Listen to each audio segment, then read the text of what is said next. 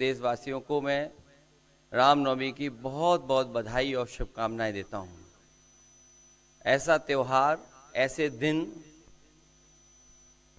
जहां से अच्छी शुरुआत होती है। मुझे खुशी है इस बात की कि आज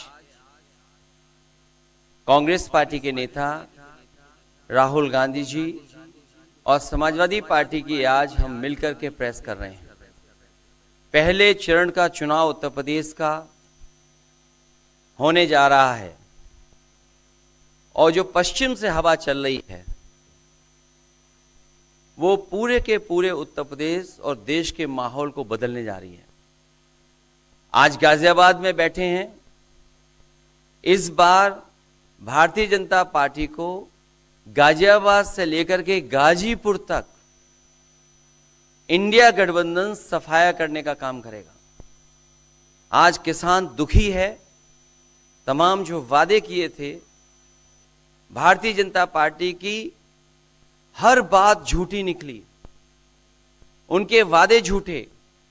न किसान की आय दोगुनी हुई, न नौजवान को नौकरी रोजगार मिला, और जो सपने दिखाए थे, नैतिकता का बुलबुला था, वो भी टूट गया। इलेक्टोरल बॉन्ड ने इनका बैंड बजा दिया। भारतीय जनता पार्टी सभी भ्रष्टाचारियों का गोदाम बन गई। न केवल भ्रष्टाचारियों को ले रहे हैं, बल्कि भ्रष्टाचारियों ने जो कमाया है उसको भी अपने साथ रख रहे हैं। जहां उत्तर प्रदेश देश का सबसे बड़ा प्रदेश है, डबल इंजन की सरकार में जो दावा करते रहे डबल इंजन, उनकी होर्डिंग देखिए आप कि अब डबल वहां पर नहीं दिखाई देते हैं, अकेले दिखाई दे रहे हैं। इनके प्रत्याशी होर्डिंग से गायब हैं। पेपर लीक के कारण और उसके मां बाप को अगर हम जोड़ लें तो ऐसे 60 लाख नौजवान हैं।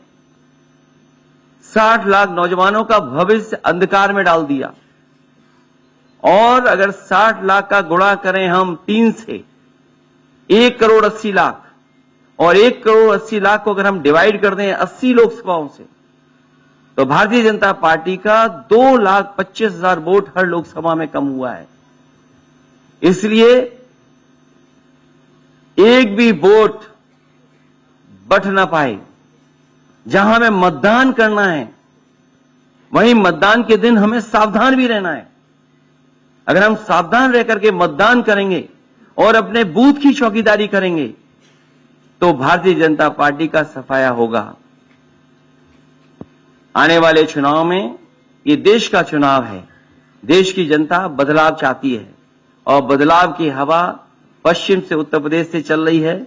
और मुझे पूरा उम्मीद है आने वाले समय में इंडिया गठबंधन और नई सरकार देश में दिखाई देगी। शुक्रिया अखिलेश जी। राहुल जी।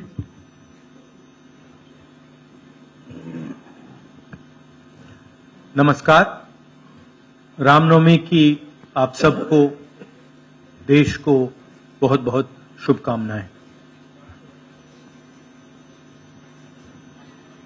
ये चुनाव विचारधारा का चुनाव है।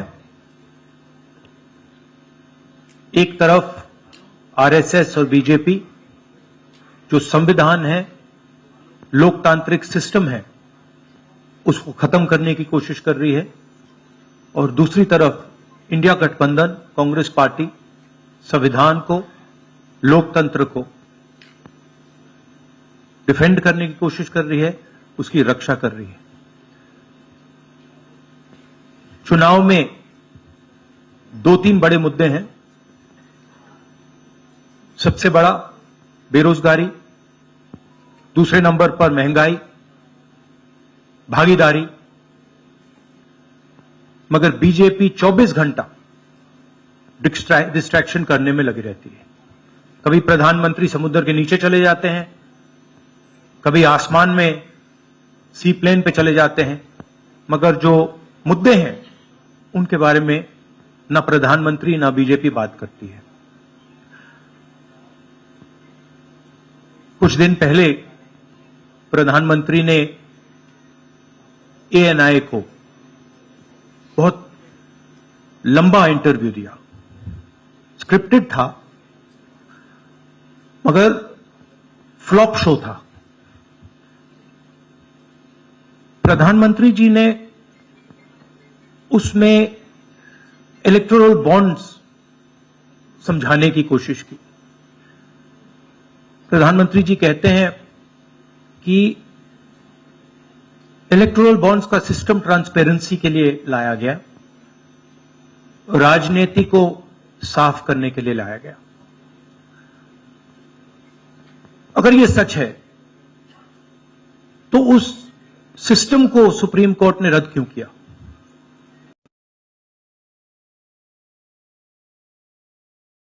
और दूसरी बात, अगर आप ट्रांसपेरेंसी लाना चाहते थे तो जिन लोगों ने आपको पैसा दिया, बीजेपी को पैसा दिया, हजारों करोड़ रुपए दिए, उनका नाम आपने क्यों छुपाया था? और जिन तारीखों पे उन्होंने आपको पैसा दिया उसको आपने क्यों छुपाया था? पता लगता है हजारों करोड़ रुपए का कॉन्ट्रैक्ट किसी कंपनी को मिलता है, उसके एकदम बाद वो कंपनी बीजेपी को पैसा देती है। सीबीआई की इंक्वायरी होती है, ईडी की इंक्वायरी होती है, किसी कंपनी पर शुरू होती है, उसके 10-15 दिन बाद कंपनी करोड़ों रुपए बीजेपी को देती है और फिर सीबीआई की इंक्वायरी, ईडी की इंक्वायरी बंद हो जाती है। सड़क पे इसको एक्सटॉर्शन कहते हैं, एक्सटॉर्शन कहते हैं सड़क पे। तो ये जो है इलेक्टोरल बॉन्ड्स का जो स्कीम है, ये दुनिया का सबसे बड़ा एक्सटॉर्शन का स्कीम है। हिंदुस्तान के सारे बिजनेसमैन इस बात को समझते हैं, जानते हैं, और प्रधानमंत्री जितने भी सफाई देना चाहें कोई फर्क नहीं पड़ने वाला है, क्योंकि पूरा देश जानता है कि प्रधानमंत्री भ्रष्टाचार के चैंपियन है। धन्यवाद। शुक्रिया राहुल जी। अच्छा, एक और बात, आपने जयराम जी आपने कहा कि जो भी आपको क्वेश्चंस पूछने हैं आप पूछेंगे और ये ओपन एंडेड प्रेस कॉन्फ्रेंस है। बट इसमें एक और बात, मुझे पहले ही 2-3 बीजेपी वाले क्वेश्चंस पता लग जाते हैं, तो वो तो गारंटी पूछे जाएंगे, तो उनके लिए मैं तैयार हूं। आजकल गारंटी का जमाना है राहुल जी। पहला सवाल महिकार सिंह जी, हिंदुस्तान हिंदी डेली से। माइक दीजिएगा।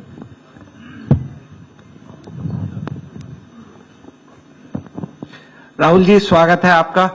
दोनों नेताओं, जबकि आज प्रचार का पहला चरण समाप्त होने वाला है, आपने मेरे मित्रों को थोड़ा सा कसरत करा दी, वो दिल्ली से यहाँ आए हैं। आपने गाजियाबाद में ही क्यों पीसी की? यूपी और दिल्ली छोड़ के गाजियाबाद में पीसी हो रही है। दूसरा सवाल ये है राहुल जी से कि लोग तो गुजरात छोड़कर पीएम बनने के लिए बनारस आते हैं, आप बाय नाइट चले गए, तो क्या अमेठी या रायबरेली से आप लड़ेंगे? ये बीजेपी वाला क्वेश्चन है, ये पत्रकार का सवाल। पहले ही opening ball BJP question. Very good, शाबाश। देखिए, अमेठी की बात कांग्रेस का डिसीजन है, जो भी मुझे ऑर्डर मिलेगा मैं वो करूंगा। सीईसी मीटिंग, हमारी पार्टी में सीईसी मीटिंग्स में ये डिसीजन लिए जाते हैं। बट पहला बीजेपी का question, good question, thank you. Amar Ujala से निशा, आप थोड़ा शांत हो जाइए यहाँ प्लीज। बहुत बहुत स्वागत है। मेरा सवाल आपसे ये है कि यूपी में न केवल यूपी में बल्कि पूरे देश में इस बार कांग्रेस ने अपने बहुत कम प्रत्याशी 268 अभी तक सामने आए हैं और यूपी में तो 80 सीटों के मुकाबले केवल 17 सीट हैं। ऐसा क्यों? क्या ऐसा मान के चल रही है कांग्रेस की आप कमजोर चल रहे हैं, या यूपी में कमजोर है कांग्रेस इसलिए सपा या आपके गठबंधन बाकी सहयोगी पार्टी सीट नहीं देना चाह रही है? नहीं, हमने डिसीजन लिया है कि इंडिया गठबंधन चुनाव लड़ेगा और हमने सीट शेयरिंग की है और ओपन माइंडेड तरीके से दिल खोल के हमने सीट शेयरिंग की है। हम चाहते हैं कि थोड़ी सी हम फ्लेक्सिबिलिटी दिखाएं और ओपन माइंडेड तरीके से हम चुनाव लड़ें, इसीलिए हमने स्पेस हम अपने पार्टनर्स को दी है, पर इसका कोई कमजोरी का मतलब नहीं है। पीटीआई से अनवर। राहुल जी, मेरा सवाल आपसे है कि पिछले बार जो आप दोनों लोगों का गठबंधन था वो सफल नहीं हो सका उत्तर प्रदेश में। एक बार फिर आप लोग साथ आए हैं और प्रधानमंत्री ने पिछले दिनों कहा कि ये दो लड़कों की फ्लॉप फिल्म है जो इस बार भी फ्लॉप होगी। तो आगे आप क्या उम्मीद कर रहे हैं इस गठबंधन से? उत्तर प्रदेश में कितनी सफलता मिलेगी और कितनी सीटों की उम्मीद है इस बार आप लोगों को? देखिए, मैं सीट्स का प्रेडिक्शन तो नहीं करता हूं, जनरल बात कह सकता हूं कि बीजेपी को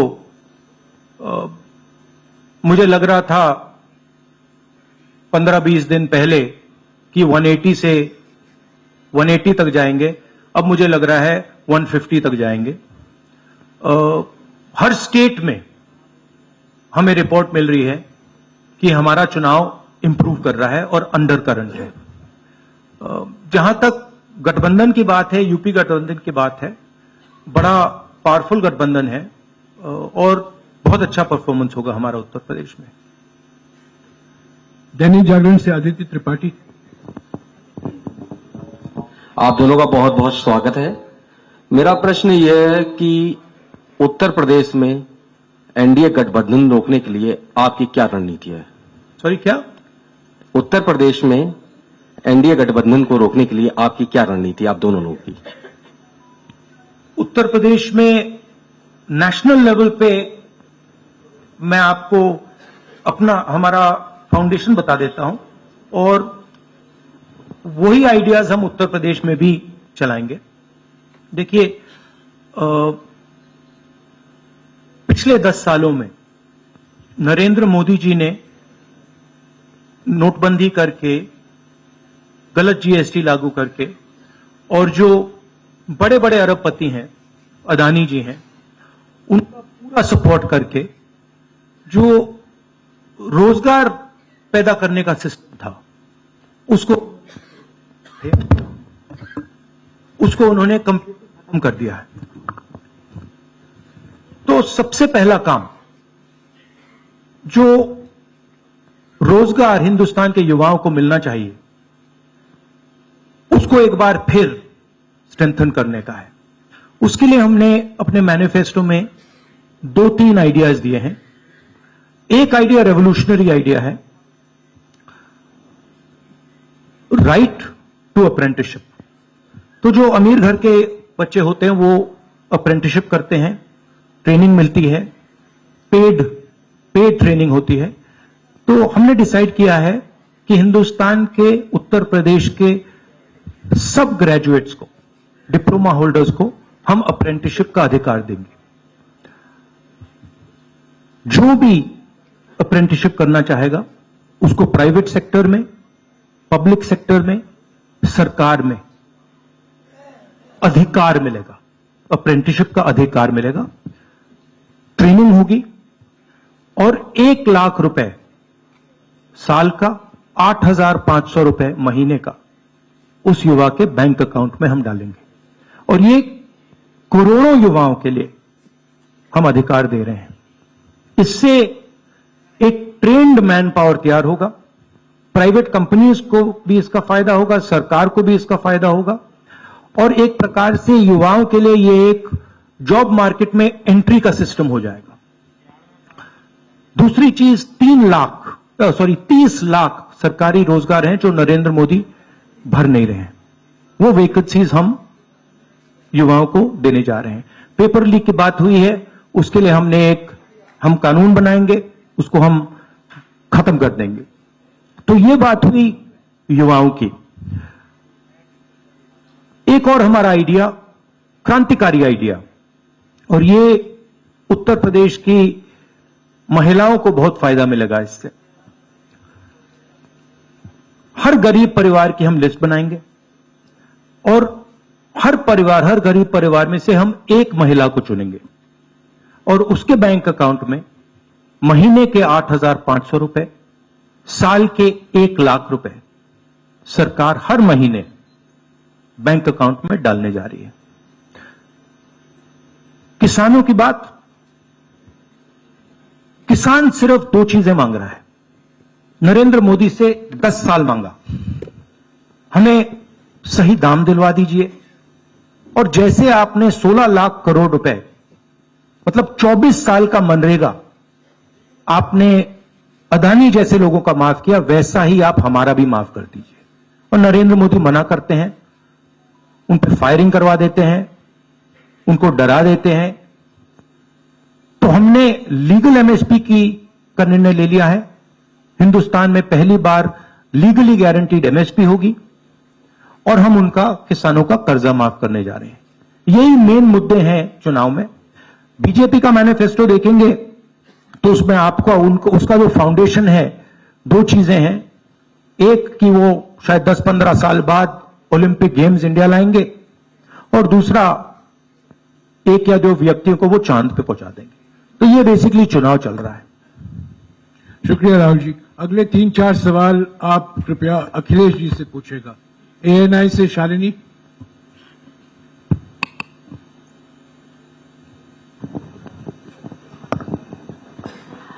पहला सवाल राहुल जी से है। अखिलेश जी से पूछेगा प्लीज। उन्होंने कृपया लगा दिया, इसलिए अब हमसे पूछिए। दोनों से पूछूंगी सर।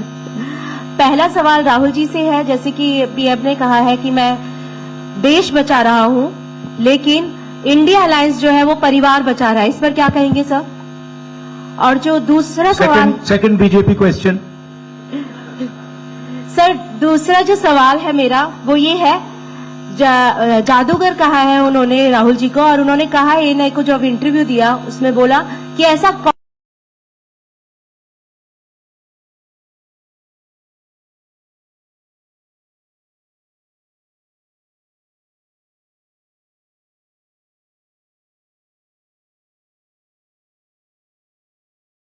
और जो दूसरा सवाल, सेकंड बीजेपी क्वेश्चन। सर दूसरा जो सवाल है मेरा वो ये है, जादूगर कहा है उन्होंने राहुल जी को, और उन्होंने कहा एएनआई को जब इंटरव्यू दिया उसमें बोला कि ऐसा कौन सा जादू है कि एक झटके में गरीबी मिटा सकते हैं। मैं जानना चाहता हूं ऐसा कौन सा जादू है कि एक झटके में गरीबी मिटाई जा सकती है। तो ये मेरा सवाल दोनों से है। नहीं, दोनों से है। मैं धन्यवाद देता हूं, आप लोगों ने सवाल पूछे। हालांकि कुछ सवाल आपने राहुल जी से पूछे थे। एनडीए को पीडीए हराएगा, एनडीए को पीडीए हराने जा रहा है, एनडीए को पीडीए हराने जा रहा है। और जहां तक सवाल परिवारवाद की बात है, आज नवरात्र है, आज शुभ दिन है। भारतीय जनता पार्टी के लोग संकल्प लें कि ना किसी परिवार वाले को टिकट देंगे और ना किसी परिवार वाले से वोट मांगेंगे। और गाजियाबाद में कार्यक्रम इसलिए किया है क्योंकि हम दोनों लोगों ने संकल्प लिया है। वो तो इंडिया गठबंधन का नाम भी ठीक से नहीं ले पाते हैं। INDI ये तो इंडिया होता है, इंडी कब से हो गया? यहां से सफाया होगा गाजीपुर तक। जो 14 में आए थे वो 24 में चले जाएंगे, और यूपी वाले स्वागत भी अच्छा करते हैं। और इस बार तो ढोल नगाड़ा और सब कुछ की तैयारी है। इस बार विदाई भी बहुत शानदार होने जा रही है। हाँ, टाइम्स नाउ भारत। रंजीता, अखिलेश जी से। जो आपने जो गरीबी को एक झटके में मिटाने की बात की, देखिए ये कोई नहीं कह रहा है कि गरीबी को एक झटके में मिटाया जाएगा। हम ये कह रहे हैं कि गरीबी को गहरी चोट पहुंचाई जा सकती है, और तरीके मैंने आपको बताए हैं। नरेंद्र मोदी जी ने पूरा का पूरा फोकस 22 लोगों पे किया है, 22-25 लोगों पे किया है। आज की सच्चाई है कि 22 लोगों के पास उतना धन है जितना 70 करोड़ लोगों के पास है। गरीबी का यह भी कारण है कि नरेंद्र मोदी जी ने सारा का सारा धन कॉन्सेंट्रेट कर दिया है, 20-25 लोगों को पकड़ा दिया है। मैं जाति जनगणना की बात कर रहा हूं और मैंने ये बात बहुत बार उठाई है